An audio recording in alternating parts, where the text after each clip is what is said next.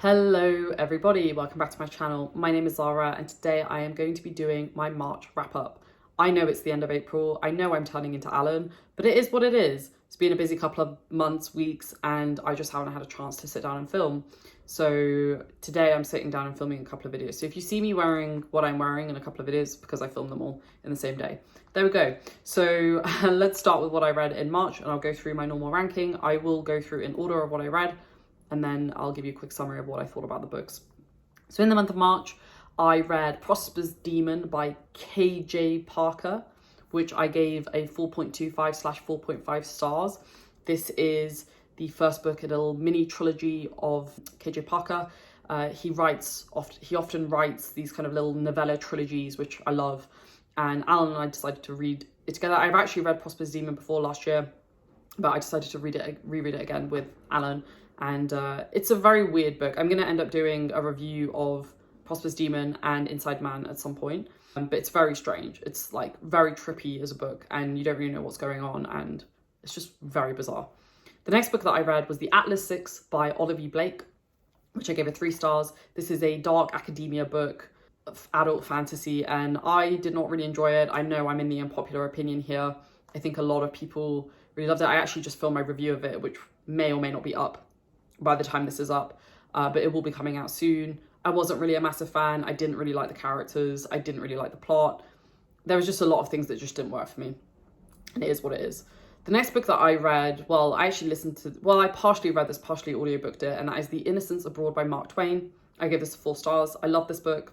It is a book chronicling Mark Twain's adventures in Europe and Africa.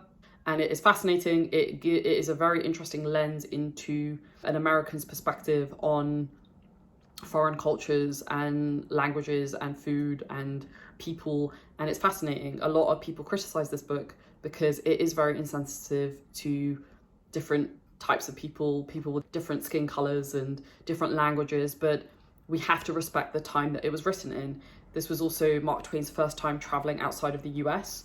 And yes, he's very ignorant in the book, but that's partially why I enjoyed it, because it gave this very unfiltered look from the perspective of an American going out into the wider world.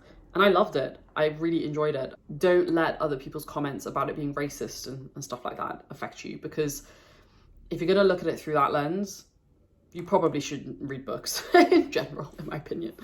Take it with a pinch of salt, obviously, but I loved it. It was really enjoyable. I will be doing a review of this at some point. The next book I read was Brother Red by Adrian Selby, and I gave that a 4.25 stars. It's my second Adrian Selby read. I really enjoyed it. I didn't enjoy it as much as The Winter Road, which for me is still one of the standout books that I read last year, but I really like the character of Drivna. I will do a review of this soon, and Adrian Selby's female character work is the best out there, I think. In fact, it is the best out there. Like, now that I've read a second book of his, I can say that with decent confidence that probably Snakewood is going to be the same. But the way that he writes emotions and the way that he develops these characters is just like nobody else. The next book I read was Open Water by Caleb Azuma Nelson. This is a debut book. It chronicles the experience of 2 Black British people in London falling in love with each other, and it's beautiful. It is a beautiful story, and I think it captures London and the culture of London and the Black culture of London so well. And I got very emotional reading that book, actually, because it tapped into a part of my psyche that I didn't expect it to, and I loved it. I strongly recommend it, and I cannot wait to read whatever he writes next. The next book I read was Inside Man by KJ Parker, which I ended up giving a 4.75 stars. So this is the second book after Prosperos Demon. Me and Alan, for once, have actually disagreed a little bit on the ranking. He preferred Prosperos Demon and I preferred Inside Man. Inside Man is probably one of the weirdest books that I read this year. In fact, it is the weirdest book that I've read so far this year. It's just so unique. I'll talk more about it in my review, but it's just so weird. Like, I just don't even know how to explain it, honestly. So I'm going to do it in my review. The second to last book that I read was The Warrior Prophet by R. Scott Baker, which I gave a 5 stars. Absolutely phenomenal book. I will be doing my review of this soon. It was incredible. All I'm going to say is Naya has after reading that book, is now one of my favorite characters. Maybe even one of my top 3 or 5. Like, so good. Just the book is excellent. Like, guys, just go read it, please. And then the last book that I audiobooked as well was The Secret History by Donna Tartt, which I also gave a 5 stars. So this is actually one of the like quintessential dark academia books. And I really enjoyed it. I had like zero expectation going into it. It's got like a really heavy mystery thriller element to it. It's just a really weird book. There's a lot of really weird things happening and you can't really explain them or make sense of them. And that's what makes it so fascinating. I really enjoyed it, and I'm definitely going to pick up The Goldfinch by Donna Tartt at some point this year because her writing is beautiful. So there we have it. I read 2, 4, 6, 8 books.